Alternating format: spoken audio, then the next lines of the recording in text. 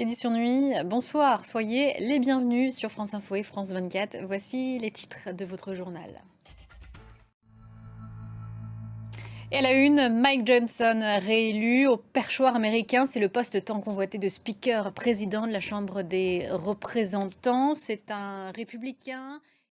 On reste aux États-Unis. On revient sur l'explosion de ce Cybertruck devant un hôtel Trump de Las Vegas. Le suspect est un militaire américain. Dans son procès au pénal dans lequel il a été condamné, Donald Trump est invité à comparaître le vendredi 10 janvier pour connaître sa peine, mais il n'ira pas en prison. L'actualité au Moyen-Orient, c'est d'abord la reprise des pourparlers à Doha concernant une trêve à Gaza et une libération d'otages. Et c'était aussi une dure journée qu'ont connue les Palestiniens de Gaza.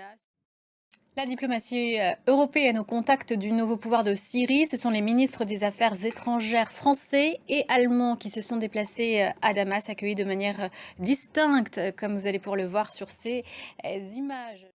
Et puis toujours politique française avec le premier conseil des ministres de l'ère Bayrou ce vendredi matin. Le Premier ministre a déclaré vouloir voir un chemin pour sortir de l'instabilité. Il a aussi été question du budget.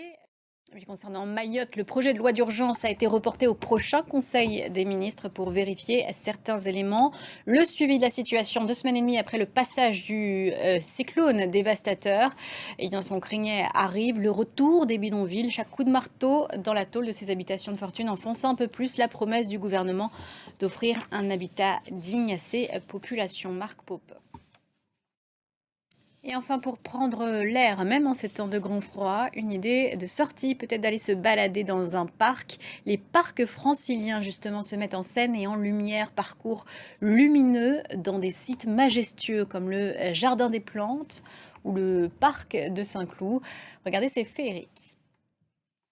Et c'est sur ces belles images que se termine ce journal. Merci à vous de l'avoir suivi. Restez sur notre antenne. L'information continue sur France Info et France 24.